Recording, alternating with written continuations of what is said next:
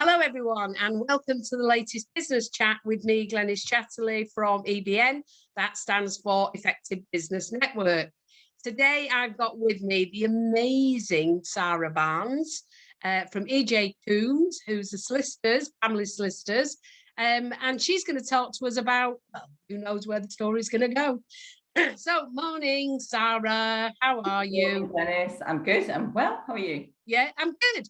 And so you deal with family law in all the legal options, yes? Yeah, that's right. So tell us a little bit about EJ Coombs. Right. So EJ Coombs, there's 3 family law solicitors here, and we've got another branch in Caterham in Surrey, and there's another 2 family solicitors there. Deal exclusively really with family law. Do a bit of wills and probate as well, but mostly it's a family law specialist. We're a niche firm. We deal with private family law. So public family law is care proceedings and things like that. We don't do that. That's subject to public funding usually, but we're all private family lawyers. So we deal with divorce, children matters, so things that flow from breakdown of relationships, so financial matters as well, cohabitee disputes, post-nuptial agreements, all that sort of thing, to do with relationships, really. Yeah. Right. So, and did you notice I managed to get a slug of my coffee just while you were talking? So I need some caffeine at the moment. So tell me why this particular area of law, because for me, as an outsider looking in, it sounds like a really stressful, lots of emotions and all of that. So what is it about it that you enjoy and made you decide to do it? Well, the real true reason, when I was about probably 11, 12, I used to stay up and watch LA Law 9 o'clock. And so I wanted to be a lawyer, and that was it. And then when I was about 14, I did some work experience, and I ended up in a police station with a criminal solicitor, and she was a duty solicitor. And I thought, oh, this is amazing. This is like really cool, So I wanted to do that. But I've always enjoyed that sort of aspect, crime and family. And then when I did my training contract, I did it in a high street practice, and did both. Well, I did lots of areas, but crime and family was always my interest. Went out to police stations and realised it's not quite as, you're not defending, those poor people. Sometimes I was in the police station going, I'm doing a really good job here, but I don't feel good about myself, because what I'm actually saying is, oh, they haven't got enough evidence, or you've just admitted this offence to me. But because I can't say, the right thing to do, the good advice to do is say, just give a no comment interview, but that they've done it. Yes. And I thought, you walk out going, well, that's a good job done. Do I feel good? No, not really. No. So it was probably that. Other people, and there's a lot to be said about criminal defence work. But I just realised it wasn't for me. No. And I enjoyed the family work. I've always been a people person. I did psychology at A-level. I think I've always been interested in that kind of thing. And I like talking to people as well. Yeah. And so I was talking about the emotion stuff, because you must, this is about kids and relationships and the breakup of relationship. I'm guessing nobody comes in and says, I'm having a great time, and I just thought I'd come and have a chat with you. It's all about that emotions. How do you deal with that in your job? I just think you help people. People come in a state of distress, and you talk them through it and give them, a lot of the time, I hope I give them hope, really, that it'll be okay. And one of the things, I'm renowned, clients come in and you say, it's fine. You do deserve to be happy. I will help you with this. I'm not saying this is going to be an easy process, but it's about making it as painless as possible, doing what's the best thing for them. Sometimes you're giving unpalatable advice, but what you're doing is you're making things better. I like to think I'm making things better for people.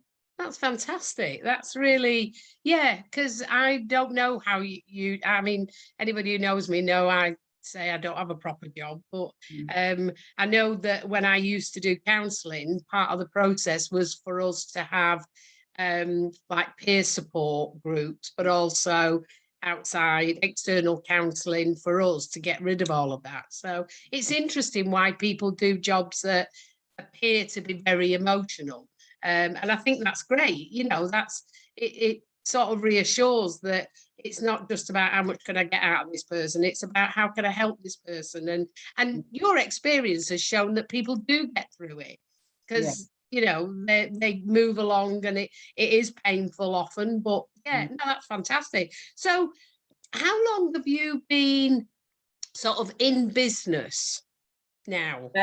Well, this shows my age though. I've been a family lawyer for 20 years. Well, I You're qualified. looking good, girl. Well, I qualified in 2002, and I've been doing family law ever since then. Right. But I did my training contract before that, so that would have been from 2000. But in actual business, when I became, for the majority of the time, I was self-employed. Employed. I was in an employed position. Personal circumstances. I had to move down here with my husband's job, and I was thrust into a situation where I thought, well, there wasn't any employed jobs. It was just one of those dearth and jobs have been available. It was odd, and the first time it had ever happened in my entire career. And so I went self-employed. So in business, it's been since 2013. Never looked back. Never looked back at all. I'm in control of my, what I do each day, and it's worked. It's worked for me. You've got your own motivation, because what you do affects you. You either you work as hard as you want, or you play as hard as you want, but you reap the rewards whatever you do. Just for times, but generally I've got to say that in business since 2013, never look back. Well, I was talking to somebody about you recently, and saying that I knew exactly the first time I met you, because we were going to a networking event that I'd been to loads of times, and we got out of our cars and smiled at each other, and you said, "Are you going?" And I said, "Yes, I am." And we walked together, and you said, "This is my first time. I've no idea what I'm doing." So it was so somebody who now runs two of my groups. Haven't you come a long way? Yay! I just can't remember that at all, but I can imagine that's what I would have said, because you look back and go, oh my goodness. I was a green-eyed. I didn't know what I was doing. I was very green around the gills. So, But it's. I think you're right though. Part of we each have a different reason for becoming self-employed and remaining self-employed, and for some people it doesn't suit them to be self-employed, and they scurry back to being employed because that's where they're comfortable. But I think if it fits for you, there's no way you can go back. You just go, oh no. My beloved said I never did bosses well.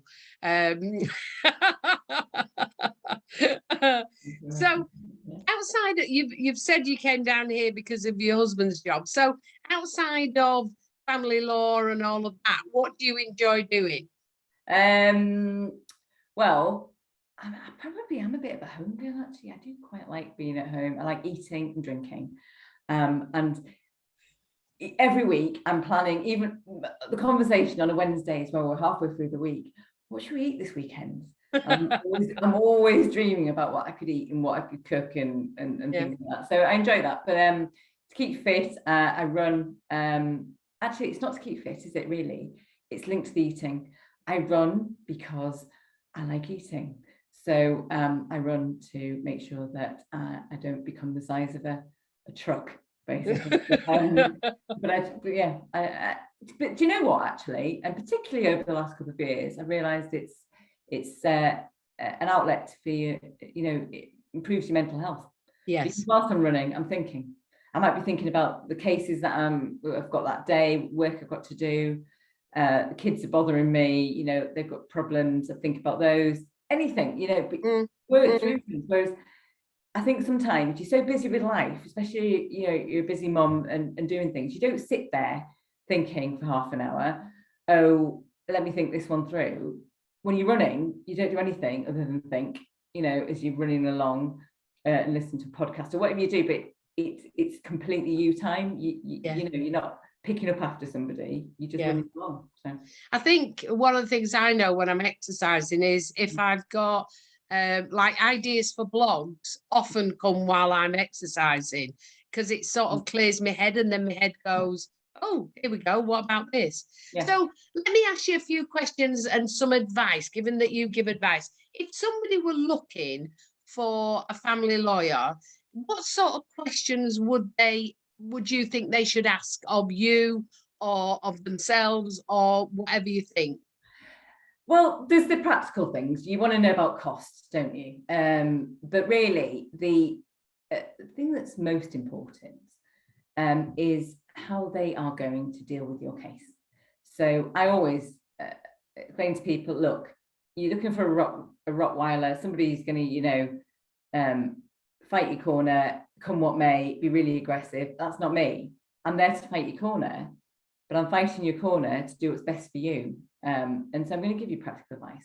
If I think, you know, some things may be unpalatable, I might be saying, look, you're right, but, you know, to get to that end, you're going to have to pay this much money, and you've got to balance that up against the benefits, and you've got to give them proper advice that way. You know, there is life's not black and white. There's a grey area in between, and you've got to do what's best for people. So I think that's what I'd be saying to people. How do they work? So, for example, a lot of family lawyers are members of Resolution, which is a group committed to resolving matters in a constructive way. So I would be saying to people, you need to look for people who are like that, because that's what's going to be best for you. So other than practical aspects, I think really you need to look at someone, the way they operate, what they're going to do for you, really. Yeah, fantastic. And what about if you were meeting somebody new in a car park as they came into business? What advice would you give them? I think there's two things, probably. People think, oh, you could be really good at what you did before. You're setting up by yourself. It's not going to be instantaneous. You know, it may take a year, it may take 3-4 years before you're into that sort of profit zone. It doesn't happen instantly. For some people it does. I mean, there are going to be exceptions, but generally speaking, you've got to build it up. You've got to have patience, and it'll come. With hard work, commitment, it will come. Yeah. The other thing is, don't be greedy. You know, it's very tempting. So, for example, in my profession, I'm always trying to be fair with the way I charge people, you know, because solicitors charge by the minute or units or whatever.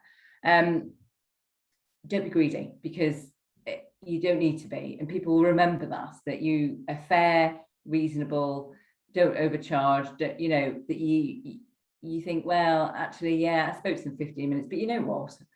They were probably asking after my health for 2 minutes, you know, and because that's part of your chat. So don't charge them 15 minutes, you know, charge them what it's really what you dealt with, you know. Or you've got a letter in, a letter out. Really, it took you 5 minutes to do that, but yeah, you technically could charge them 10 minutes, but that's not right, is it? You know, but it's very tempting because you need that money finished. You know, don't be greedy. That's a good one, and I've never heard it said that succinctly, but I can feel a blog coming on even as we're speaking, really. So you were talking about running. How often do you run, and how does it fit with your day?